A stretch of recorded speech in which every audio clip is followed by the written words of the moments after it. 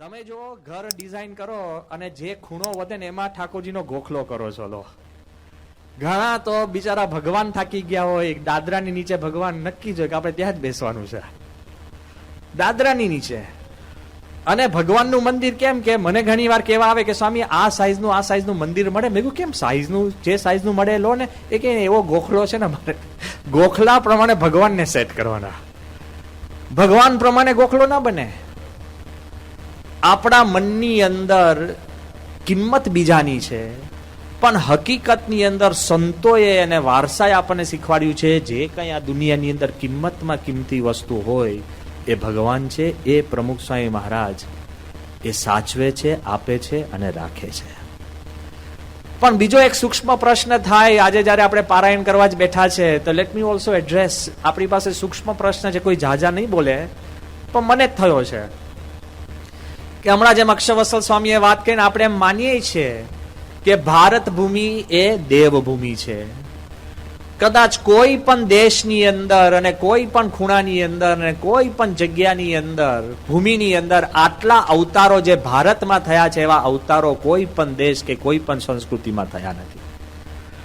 અને કદાચ જેટલા સંત મહાત્મા અને દિવ્ય અને પ્રતાપી પુરુષો ભારતમાં થયા છે એનથી વધારે કોઈ સંસ્કૃતિ કે ભૂમિ ઉપર થયા નથી. એટલે સંત ભૂમિ છે.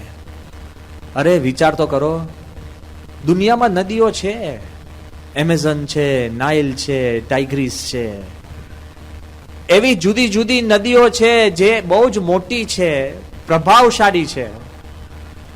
પણ એવી કોઈ નદી ગંગા જેટલી ભાગ્યશાળી નથી જેને દિન રાત જેનું પૂજન થતું હોય. આ દેશ દિવ્યતા, સંત, સાધુતા, પવિત્રતાનો છે.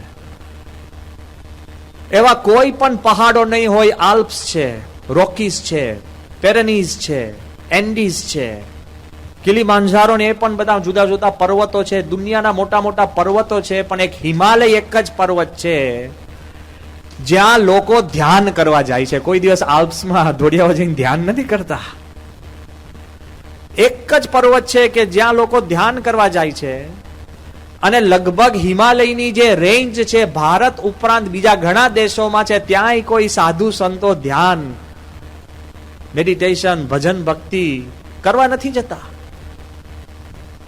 તો મારો સૂક્ષ્મ પ્રશ્ન એ છે કે જ્યારે આપણી ભૂમિ ઉપર આટલા અવતારો હોય અને આટલા બધા સાધુ પુરુષો હોય ને આટલી બધી ટ્રેડિશન કહેતા કે સંસ્કૃતિ જાગૃત હોય, તો કેમ અત્યારે આપણા દેશની અંદર જ આટલો બધો અજંપો છે? કેમ અત્યારે આપણને આ દેખીતો અન્યાય દેખાય છે? કેમ આપણને એમ સમજાય છે કે આટલી બધી અણસમજણ દેખાય? જો વિચાર કરજો કે જ્યારે આટલા બધા સંતો હોય તો વાય? આ એક પ્રશ્નનો જવાબ તમને આ એક નાનકડા દ્રષ્ટાંતમાંથી પણ પ્રાપ્ત થઈ શકશે. એકવાર બે મિત્રો, એક નાસ્તિક અને એક આસ્તિક, અંગત મિત્રો ઘણીવાર હોઈ શકે, જેમ બેવની માન્યતા જુદી હોય, બેવના રસ જુદા હોય, એમ બેવની ટોટલ બિલીફ્સ ડાયામેટ્રિકલ. એક આસ્તિક અને નાસ્તિક. એમાં પેલો નાસ્તિક છે ને, જો દબૌદા છે ને, નાસ્તિક બોલવામાં બહુ જોરદાર હોય, આસ્તિક બિચારા ભલા હોય અને ભજન ભક્તિના માણસ હોય, ઓછા બોલાય હોય. એટલે પેલો નાસ્તિક પેલા આસ્તિકની હાંસી મસ્કરી ઉડાડે છે અને આ જ પ્રશ્ન પૂછે છે કે ભાઈ ભગવાન આ દુનિયામાં ક્યારથી છે? કે આદિકાળથી છે. એ કે મંદિરો ક્યારથી છે? એ કે હજારો વર્ષથી છે. એ કે સાધુ સંતો આ ભૂમિ પર કેટલા વખતથી છે? એ કે હજારો અને લાખો વર્ષથી બધું ચાલે છે. ત્યારે પેલો નાસ્તિક કે છે કે આટલા હજારો અને લાખો વર્ષથી જો મંદિરો, સંતો ને બધું હોય તો આપણી દુનિયામાં હજુ કેમ યુદ્ધ છે? કેમ બળાત્કાર છે? કેમ ચોરી છે? કેમ ખૂનામરકી છે? કેમ ખરાબી છે? તો ભગવાન, સંત અને મંદિરનો અર્થ શું? હવે હલવાય કે નહીં? આપણે થાય કે નહીં પ્રશ્ન? પેલો કઈ બોલતો નથી, શાંતિથી એ લોકો ચાલતા હોય છે ને એક ખૂણામાંથી આગળ જાય છે, દૂર એક જગ્યાએ પહોંચે છે, ત્યાં એક નાનો કાદવનું ખાબોચિયું હોય છે અને ત્યાં નાના નાના બાળકો રમતા હોય છે, એકદમ કાદવથી મેલા ઘેલા થઈ ગયા હોય છે ને એકદમ આપણે કહીએ ને ટોટલી ડિશેવલ્ડ, એકદમ ગંદવાડામાં ડૂબોડૂબ હોય છે, ત્યારે પેલો આસ્તિક હવે નાસ્તિકને કહે છે કે ભાઈ મારે એક પ્રશ્ન છે. તે કે કેમ? એ કે સાબુ કેટલા વર્ષથી શોધખોળ થઈ છે સાબુની?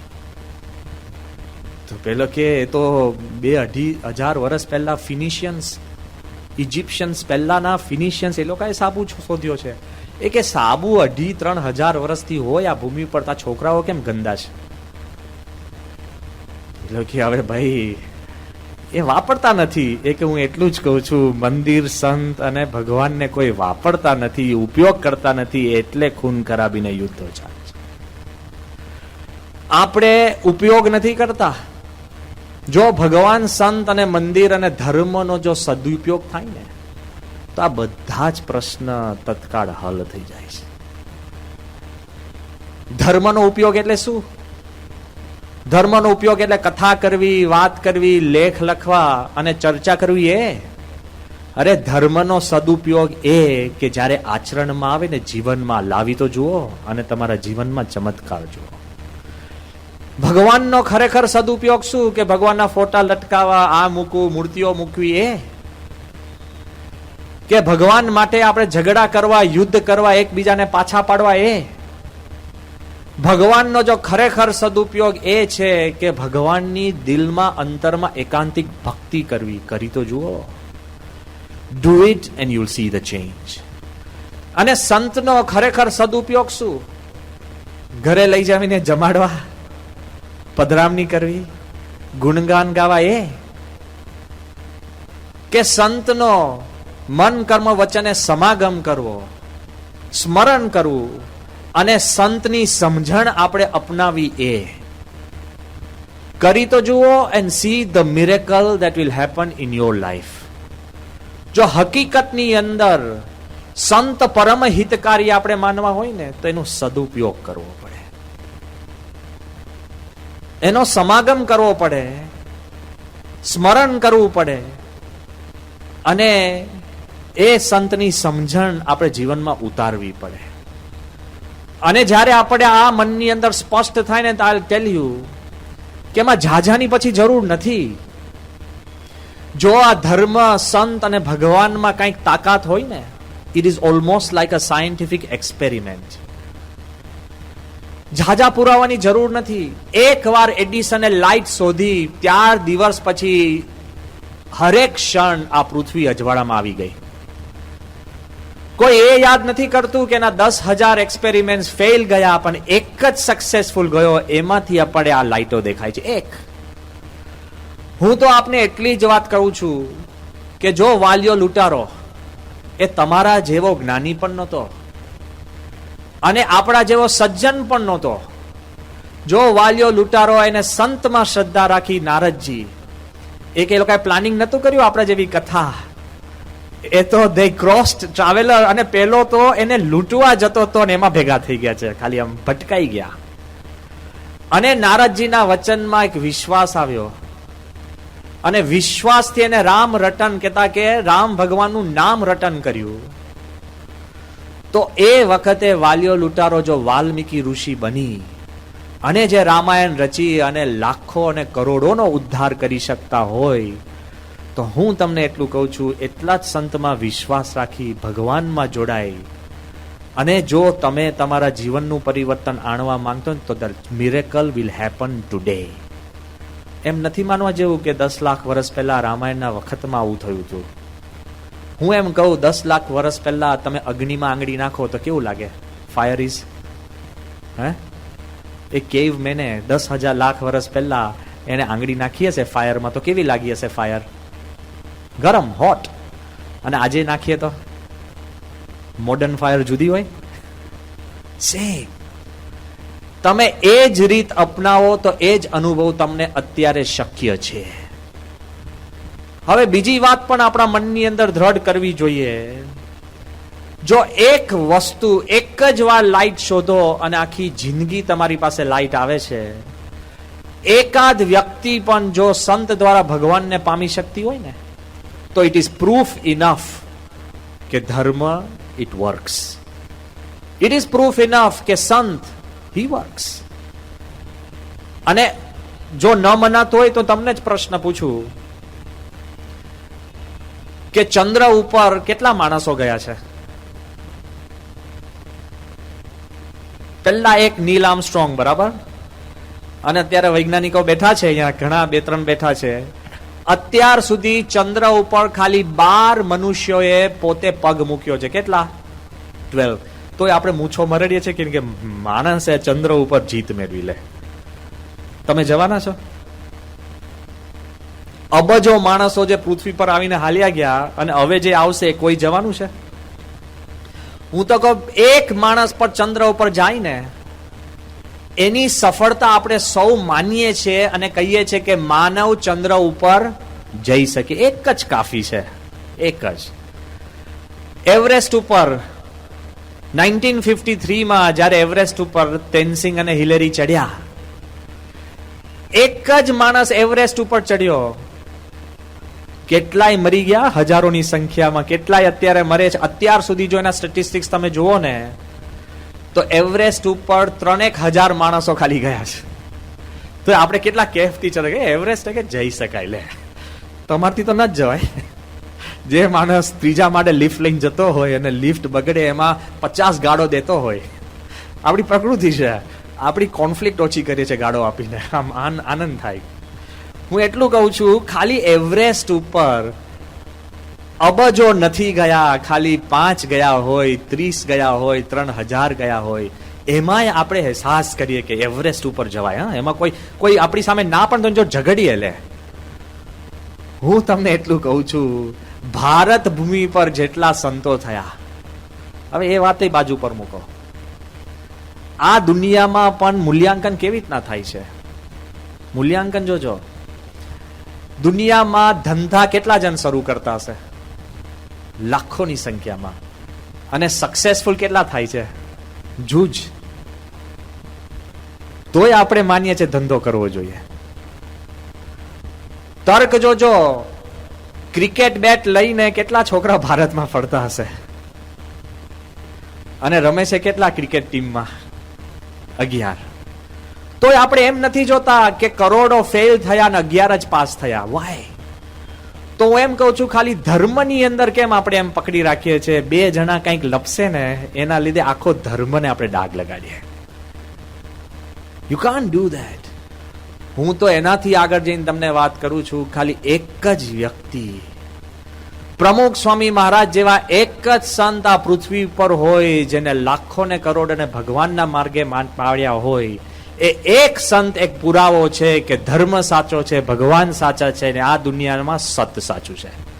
One is enough. જો એકની મનમાં તમે એક જ માણસ ચંદ્ર ઉપર જાય ને આપણે માનીએ છીએ એ શક્ય છે ને સાચું છે, એક જ માણસ એવરેસ્ટ ઉપર ચડે ને આપણે માનીએ છીએ કે એક સત્ય છે ને સાચું છે, એક જ પ્રમુખ સ્વામી મહારાજ કાફી છે. આપણે આજે પારાયણ કેમ સ્વામી મહારાજના જીવન ઉપર કરીએ છીએ? કેમ? કારણ કે આ 93 વર્ષની ઉંમર સુધી સાધુનો એક લક્ષણ, જેમ શાસ્ત્રીમાં યોગીજી મહારાજ માટે કહેતા એ જ વાત અત્યારે લાગુ પડે કે કદાચ વ્યાસ ભગવાન સાધુના ગુણ ભાગવતમાં લખવાનું ભૂલી ગયા છે, એ પણ ગુણ તમને પ્રમુખ સ્વામી મહારાજમાં જોવા મળે. એટલા પરમ પવિત્ર સંત છે. અને એકની તમે મનન કરી, શ્રવણ કરી અને જો આપણે જીવનમાં એની કંઈક સમજ ઉતારવા પ્રયત્ન કરશું ને, you will see a miracle happen in your life. અને આ વાત દ્રઢા હું એટલા માટે કરું છું, આ વાત એમનેમ વાત નથી. આપણા મનની અંદર જો દ્રઢતા હોય ને તો વન ઇઝ ઇનફ. એકની લાઈફ છે ને આપણી બદલાઈ જતી હોય છે. સાઉથમાં અલવારની જેમ પૂજ્ય અક્ષરવત્સલ સ્વામી વાત કરી, આવા 10 અલવાર સંતો અને માણસો એ બધા એકવાર યાત્રા કરવા નીકળ્યા. 10 જણ યાત્રા કરવા નીકળ્યા અને એ લોકો વાહનમાં ગયા, આગળ ગયા અને ચારે બાજુ મોટું વાવાઝોડું હતું. આ મોટી બહુ જ લોકોની કથા છે. અને એમાં વીજળી ચારે બાજુ પડે. બધા સંતાઈ ગયા એક નાના ઝૂંપડાની અંદર. વીજળી ચારે બાજુ ઝૂંપડામાં પડે અને બધાના મનમાં એમ થયું કે નક્કી આ 10 જણની અંદરથી એક જણનું મૃત્યુ નક્કી છે. હવે એકના કારણે 10 હલવાય એ યોગ્ય? આપણે તો નીકળીએ જ નહીં. એકના કારણે 10 હલવાય તો ભલે, હું હલવાવ તો બધા હલે, ત્રો કરીએ. જો આપણે ભરાઈ ગયા હોય ને તો બાકી કરવા જેવું છે, કારણ કે 6 ભરાય ને તો આપણને શાંતિ સંતોષ થાય. જોજો ઇલેક્ટ્રિસિટી આપણા એકલા ઘરમાં ગઈ હોય ને તો દુઃખી થઈ જાય, બહાર એને ખબર પડે આખા વિસ્તારમાં ગઈ તો સુખી થઈ ગયા. લે આપણું સુખ દુઃખના ખ્યાલ કેવા હોય છે, બધાને તકલીફ હોય તો તરત આપણને શાંતિ થઈ જાય. આ બાજુ 10 નક્કી કર્યું કે આપણામાંથી એક જણનું મૃત્યુ નક્કી છે, તો સામે એક ઝાડ છે, ત્યાં ઝાડ પાસે જઈ અને પાછા આવવાનું. જો વીજળી પડે તો એ ઉપડી જાય, 9 તો બચે. પહેલો ગયો, વીજળી પડી જ નહીં, એટલે ખુશ થઈને પાછો કે હું બચી ગયો. બીજો ગયો, વીજળી પડી નહીં. ત્રીજો, ચોથો, પાંચમો, છઠ્ઠો, 6, 7, 8 બચી ગયા અને 2 જ બાકી. હવે એક તો આવી ગયો, એમાં પતી ગયો. 9માં તો જવું નતું, લોકોએ ધક્કો મારીને કાઢ્યો કે જા, કારણ કે હવે ઓડ્સ બહુ ઓછા થઈ ગયા ને, 50% ઓડ ગયો, પેલામાં 10% હતું. Always go first. આવી વાત હોય ને, કારણ ઓડ્સ ઓછા આવે આમાં. એટલે આ બાજુ પેલાને ધક્કો મારીને કાઢે છે. એ ગયો માન અને જઈને પાછો આવી ગયો, એટલે એકદમ હાશ ખુશ થઈ ગયો. હવે એક જ બાકી, સાધુ પુરુષ, બધામાં શ્રેષ્ઠ હતો, પણ એટલો બધો ગભરાય, જવું જ નતું કે ભાઈ સાહેબ મને ના જવા દો, મારું કઈ મને રહેવા દો. કે ના હવે તું જા. અમે 9 જઈ આવ્યા. પેલો છેલ્લો માણસ 9 એ 9, 10 એ 10 ઝૂંપડીમાં આવી ગયા. બારે વીજળી ચાલે. છેલ્લો માણસ જ્યારે ઝાડ પાસે પહોંચે છે ને, ત્યારે વીજળી ઘર ઉપર પડે છે. 9 એ 9 ઉપડી ગયા. એક નતું, પણ એકના કારણે 9 બચતા હતા.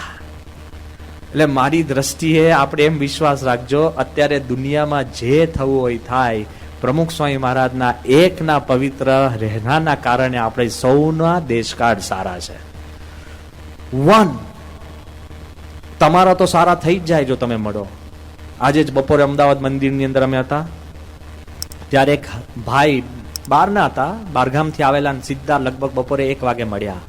હોશે મને પગે લાગ્યા અને હું પહેલી જ વાર મળતો હતો. મને કે સ્વામી મારે તો, હું તો ખાલી અહીંયા આવ્યો છું મંદિરે ખાલી દર્શન કરવા, અને હું ખૂબ ખૂબ આભાર માનવા આવ્યો છું. મેં કહ્યું શું થયું? એ કોઈ એવા સત્સંગી નતા, ગુણભાવી હતા. મેં કહ્યું કેમ, શું થયું? એ કે સ્વામી હવે હું સાચી વાત કરું. વાત સાંભળજો એની. સંતની નજીક માણસ આવે છે ને, તેના જીવન, એની દુનિયા તો બચી જ જાય છે. એ કે એક વાર મેં પ્રમુખ સ્વામી મહારાજને પત્ર લખ્યો, એવા ચુસ્ત સત્સંગી નહીં, બહારના કોકનું નામ સાંભળીને, અને મેં એમને પત્ર લખ્યો કે મારા જીવનમાં એટલી મોટી આપત્તિ આવી છે, 4 જ પસંદગી છે. હું ધર્મ છોડી દઉં, દેશ છોડી દઉં, ઘર છોડી દઉં, કે જીવન છોડી દઉં. લો તમારા ચોઇસીસ લો, હવે પકડો.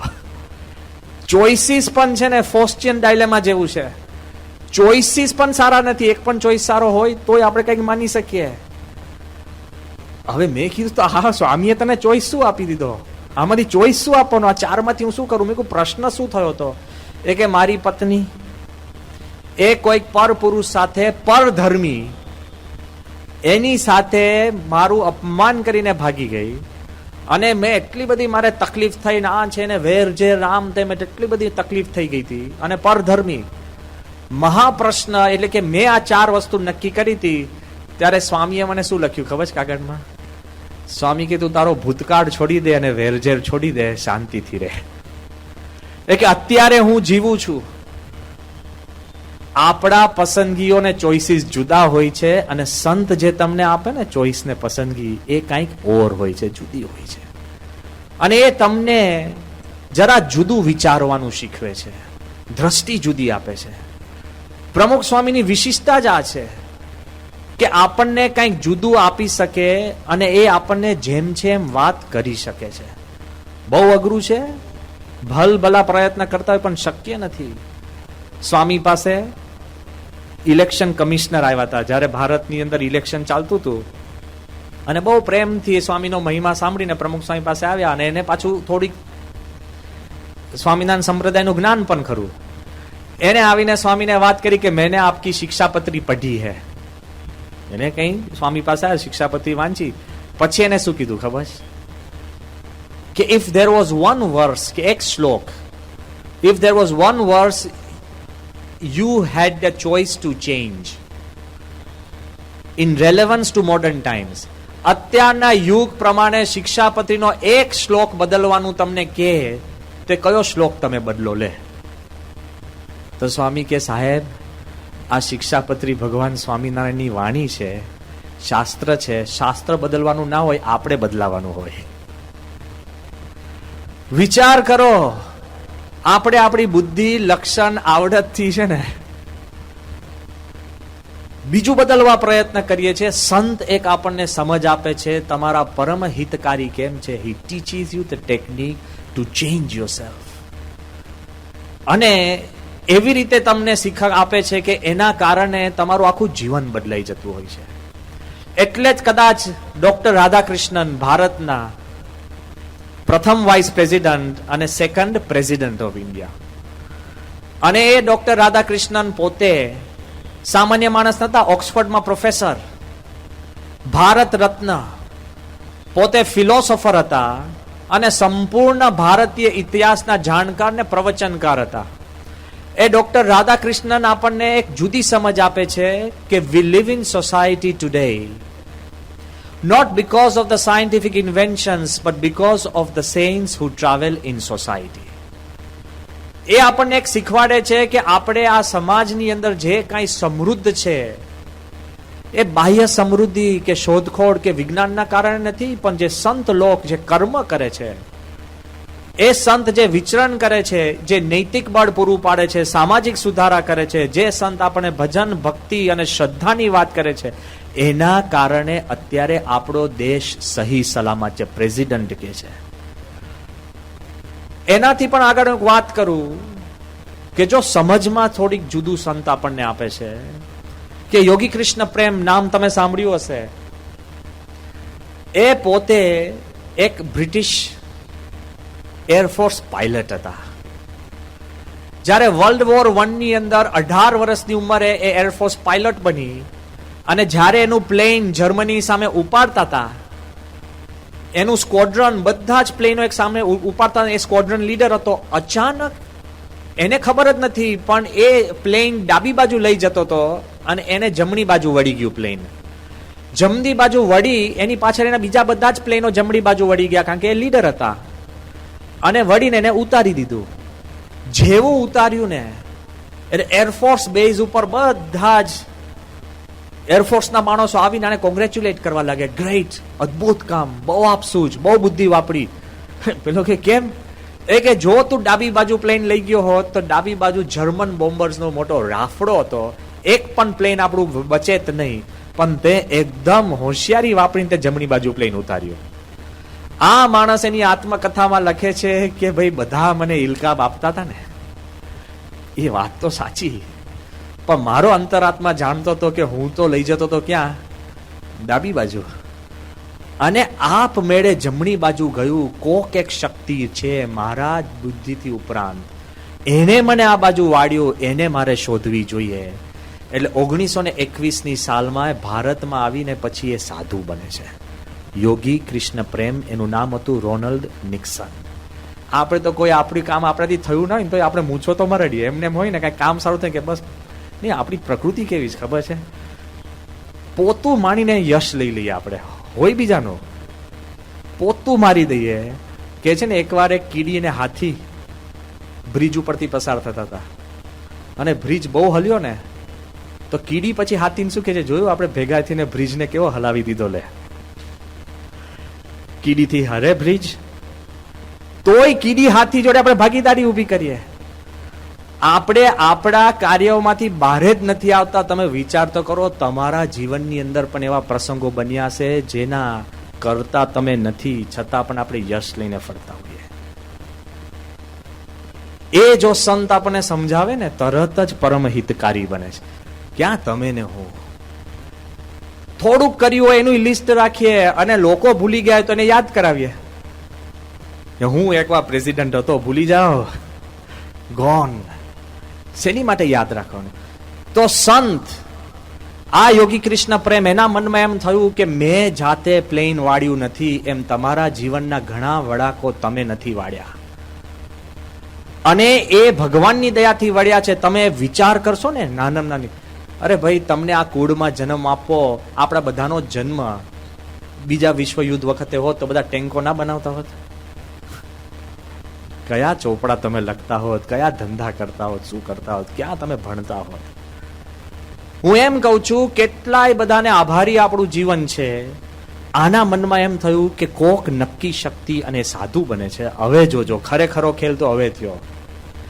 એ સાધુ બનીને ભારતીય ટ્રેનમાં જ્યારે, હું તો કહું 1927 અને 30ની સાલમાં જ્યારે બ્રિટન ઇંગ્લેન્ડ ઇન્ડિયા ઉપર રાજ કરતું હતું, અને જ્યારે ધોળિયાઓને એમ હતું કે આપણે જે રંગવાળા કહેતા કે ઇન્ડિયન્સ, એને નેટિવ્સ ગણતા હતા, તુચ્છ, સામે ઉભાય ના રહે, ગણે નહીં, સ્લેવ્સની જેમ રાખતા હતા. એ પરિસ્થિતિમાં એક ઓક્સફર્ડમાં પાછો અભ્યાસ કરનાર કેમ્બ્રિજનો પ્રોફેસર હતો આ, અને એ પાછો એરફોર્સ પાયલટ, અને એ જ્યારે સાધુ થાય અને જ્યારે ટ્રેનની અંદર મુસાફરી કરતા હતા ને, ત્યારે યોગી કૃષ્ણ પ્રેમ, એક સામાન્ય ઇન્ડિયન્સ બધા બેઠા હોય એવા ગરીબ ને સામાન્ય માણસો એના કમ્પાર્ટમેન્ટમાં જઈને બેઠા.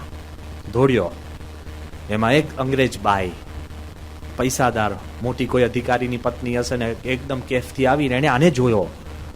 બ્રિટિશ ભગવાધારી એટલે ભિખારી એમને એમ બેઠો હતો, અને ઇન્ડિયન્સ નેટિવ્સ જોડે. એટલે પેલી બાઈનો પિત્તો ગયો. એ કે આર યુ બ્રિટિશ? તો પેલો કે વોઝ, કે હતો.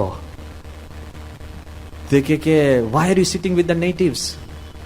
નેટિવ્સ એટલે આ બધા સામાન્ય એકદમ જૂનવારે, આપણે નેટિવ ને શું કહો, દેશી. હા, દેશી, હા બરાબર છે, એક્ઝેક્ટ શબ્દ.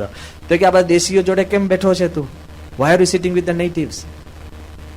એક it is my place by choice, કે મેં પસંદ કરીને આ જગ્યા લીધી છે. અને પેલી બાઈની તોરી ને પિત્તો ગયા કર્યો. એ કે why have you left England? England કેમ છોડી દીધું? કે ઇંગ્લેન્ડ ઇઝ એન એમ્પાયર, સામ્રાજ્ય છે, ને ઇન્ડિયા એ તો સ્લેવ છે, ગુલામ છે. એ કે ત્યાં ઇંગ્લેન્ડમાં શું નતું તારી પાસે કે તું ઇન્ડિયા આવીને રહે છે અને નેટિવ્સ જોડે પડી રહ્યો છે? કે ઇંગ્લેન્ડમાં તું શું કરતો હતો? કે I was a professor in Cambridge. ચૂપ, આ તો ભણી જ નહીં હોય. જો બહુ કેફમાં હોય ને એને કાંઈ બહુ હોય નહીં પાછું, એટલે એવું, કારણ કે એનો કેફ જાજો હોય. તો એને એ કે I was a professor in English. એ કે તારા દેશ માટે તને મમત્વ નથી? એ કે I was a pilot in World War 1. તે તો ઘરે રોટલાય નહીં કર્યા હોય. હું તો દેશ માટે લડી ચૂકેલો છું. અને પછી પેલી બાઈ કે છે કે what has India given you? What has India given you that you have બિટ્રેડ your own country? What has India given you? ત્યારે શાંતિથી યોગી કૃષ્ણ પ્રેમ એના નાના એક થેલીમાંથી કૃષ્ણ ભગવાનની મૂર્તિ કાઢે છે કે madam, India has given me Krishna, can England give me Krishna? અને કે in India I have found gold dust, કે સંતની ચરણ રજ એ સોનાની રજકણ છે. એક અંગ્રેજ ધોળિયો આવીને આપણને શીખવાડી જાય ને આપણા જીવમાં મહિમા ન હોય? વિચાર કરજો કે સંત સમાજમાં ફરે છે એટલે સંત પરમ હિતકારી છે, સંત ભક્તિનું પ્રદાન કરે છે.